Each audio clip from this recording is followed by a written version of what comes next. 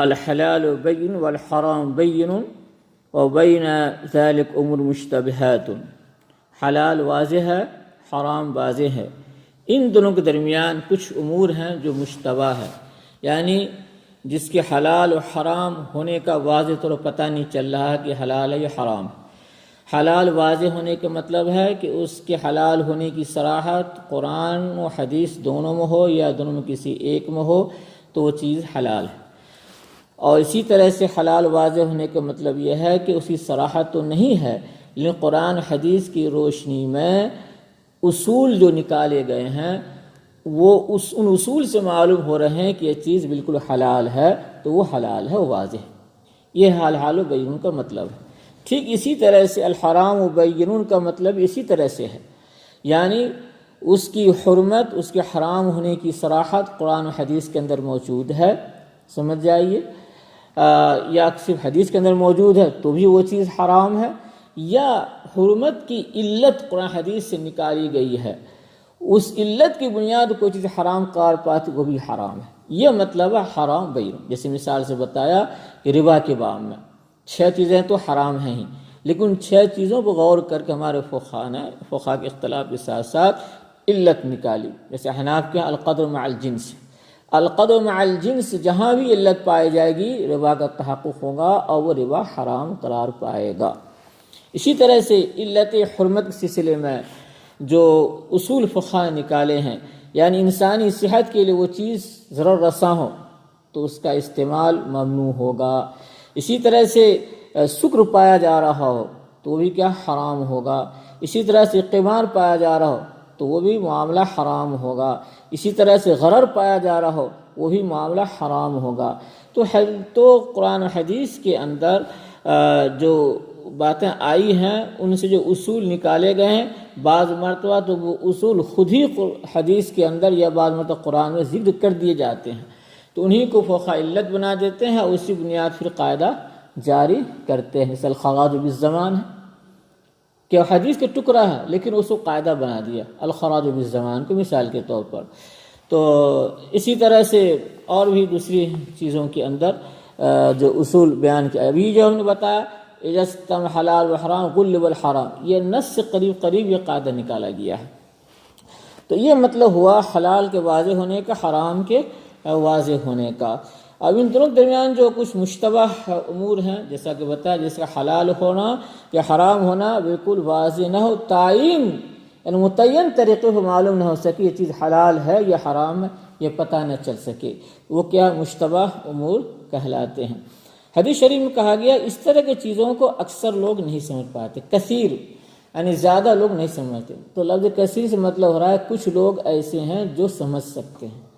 وہ کچھ لوگ کون ہیں؟ ہمارے علم مجتہدین راسخین فی العلم ہیں، جس کا علم پختہ ہے، جن کا علم بڑا پختہ ہے، یہ وہ لوگ ہیں۔ تو وہ لوگ جو ہیں محنت کر کے اور مزید غور و فکر کر کے وہ معلوم کر لیتے ہیں اس کا حکم اور وہ بیان کرتے ہیں، یہ ہے۔ لیکن کبھی کبھی ایسا ہوتا ہے کہ وہ بھی نہیں معلوم کر پاتے، ان کے سامنے جب حلال کی دلیلیں اور حرام کی دلیلیں دونوں اس طرح سے جمع ہو جاتی ہیں کہ قوت دلیل کے پاس دونوں برابر ہیں، ترجیح ممکن نہیں ہے، تو ایسے وقت وہ بھی پریشان ہوتے ہیں اور ایسی صورت کے اندر ان کے سامنے بھی وہ چیز مشتبہ ہو جاتی ہے اور وہ کچھ کر سکتے نہیں ہیں۔ تو گویا کہ یوں کہنا چاہے کہ امور مشتبہات جو کہا گیا ہے یہ نسبی بھی ہے، اضافی بھی ہے اور ایک مطلقی بھی ہے کہ نہیں سب لوگ نہیں جان پاتے ہیں۔ تو بہرحال جو بھی شکل ہو تو ایسی صورتحال کے اندر احتیاط پر عمل واجب ہوگا، یعنی اس طرح کی مشتبہ امور سے بچنا لازم اور ضروری ہوگا۔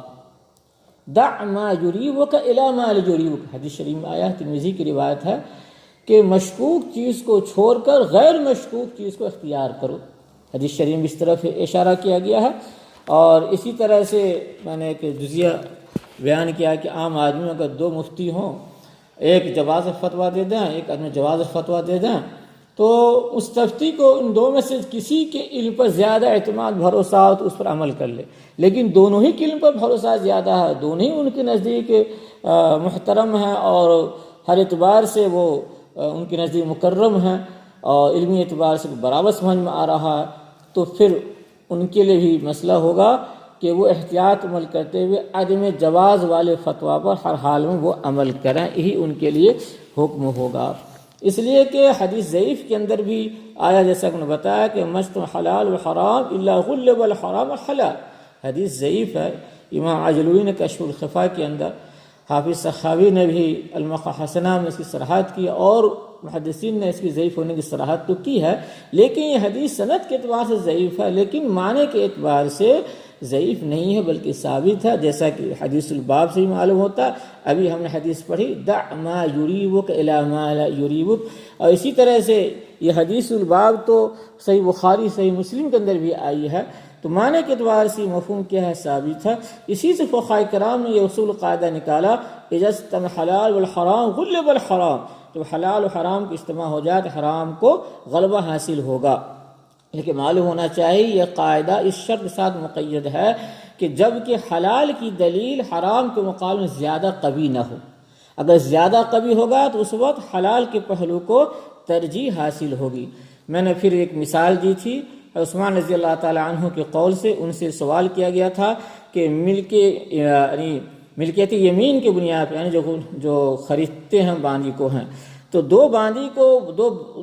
خریدا، دونوں حقیقی بہن ہوں، تو کیا ہم خرید کر دونوں حقیقی بہن کو ملکیت میں رکھ کے استفادہ کر سکتے ہیں؟ یہ ان سے سوال کیا گیا، تو انہوں نے کیا جواب دیا کہ ہمارے نزدیک جمع کرنا جائز نہیں، یہ پسندیدہ ہے، اس لیے کہ ایک آیت سے حلال ہونا معلوم ہوتا ہے، دوسری آیت سے جمع کرنا حرام معلوم ہوتا ہے۔ جو محرمات عبدیہ والی جو آیت ہے عن تنبع الاختین، جس سے حرام ہونا معلوم ہوتا ہے اس کے عموم سے، اس لیے کہ اس کے عموم کے اندر نکاح کی تخصیص نہیں ہے، تو معلوم ہوا کہ نکاح کے ذریعہ سے ہو یا ملکیت یمین کے ذریعہ سے جمع کیا جائے تو حرام ہوگا۔ لیکن جو ملکیت یمین والی آیت کے عموم سے معلوم ہوتا ہے کہ حلال ہوگا، الا ما ملکت ایمانہم، اسی طرح سے الا علی ازواجہم او ما ملکت ایمانہم فانہم غیر ملومین سے معلوم ہوتا ہے ملکیت کی بنیاد پر دو بہنوں کو جمع کرنا بھی حلال ہوگا۔ تو ایسی صورتحال کے اندر حضرت عثمان رضی اللہ تعالیٰ قول کو لیتے ہوئے جمع الاختین کی بے ملک الیمین، یعنی ملک الیمین کی بنیاد دو بہنوں کو جمع کرنے کی حرمت کو اختیار کرنا واجب ہوگا، اور یہ واجب اس لیے ہوگا کہ فقہاء لکھتے ہیں کہ محرمات کے اندر، یعنی بضع فروج کے اندر جو اصل کیا حرمت ہے، اور امام سرخسی نے باضابطہ یہ لکھا ہے مبسوط میں کہ الاخذ بالاحتیاط فی باب الفرج واجب شرعا، المبسوط جلد 6 صفحہ 123، کہ فروج کے باب میں یعنی شرمگاہوں کے باب میں احتیاط کو اختیار کرنا واجب ہے۔ اس کا مطلب حلال و حرام دو پہلو آ جائیں تو حرام کا پہلو اختیار کرنا لازم ضروری ہوگا، یہ گویا کہ مطلب اس کا نکل کر آتا ہے۔ آگے فرمایا کہ اس حدیث پاک کے اندر جو آدمی مشتبہ چیزوں سے بچتا ہے تو حقیقت میں وہ اپنی دین کی، اپنی عزت و آبرو کی حفاظت کرتا ہے، دین کی حفاظت اس اعتبار سے کر لیتا ہے کہ متهم ہونے سے بچ جاتا ہے وہ، اور عزت کی حفاظت اس اعتبار سے کرتا ہے کہ لوگوں کے لعن طعن سے اور عیب جوئی سے محفوظ رہتا ہے۔ اور جو شخص اگر مشتبہ چیزوں کو اختیار کرنا شروع کرتا ہے تو آہستہ آہستہ آہستہ کل جا کر وہ حرام چیزوں کو اختیار کرنا شروع کر دیتا ہے۔ تو اس لیے آپ صلی اللہ علیہ وسلم نے اس کو اپنے الفاظ میں مثال دے کر سمجھایا کہ جیسے کہ چراگاہ ہوتا ہے جس کے اندر دوسرے لوگوں کو اس میں چرانا ممنوع ہوتا ہے، تو ایسی صورتحال کے اندر جو ہے دوسرا کوئی چراتا ہے کنارے کنارے تو قریب ہے کہ اندر جا کے منہ ڈالی دے تو پھر سزا پاتا ہے۔ اسی طرح سے اللہ تعالیٰ کی نحم اللہ محارم، جو محرمات ہیں وہ چراگاہ کی طرح سے ہیں، تو مشتبہ چیزیں کیسے کنارے کنارے ہیں، لہٰذا کنارے مشتبہ چیز پہنچے گا تو کل جا کر اصل جو چراگاہ کے اندر ہے جو حرام کردہ اللہ چیزیں اس میں منہ ڈال دے گا اور اس میں پہنچ جائے گا، حرام کر مبتلا ہو جائے گا۔ یہ اس کا حدیث شریف کا مطلب ہوا۔ اللہ تعالیٰ سے دعا ہے کہ اللہ تعالیٰ ہم سب کو سمجھنے عمل کرنے کی توفیق عطا فرمائے اور مشتبہ چیز سے بچنے کی بھی توفیق عطا فرمائے۔ السلام علیکم ورحمۃ اللہ۔